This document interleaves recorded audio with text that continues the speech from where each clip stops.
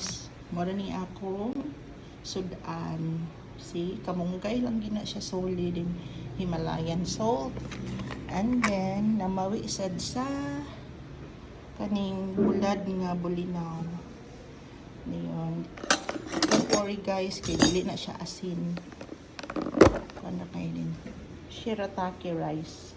Meron akong lunch din, breakfast. Dili ko ga breakfast. Ano akong lunch guys, akong balon. Kabalo mo, dili sa workout lang ang makapaniwang. Kundi sa imong healthy diet, imong proper diet.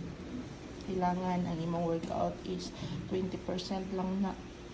Ang imong proper diet is 80%. So, muna akong lunch. Kailangan mo lunch ko kay kapoy. Pero pag dinner, shake na dayon. Thank you guys. Nailangaw guys.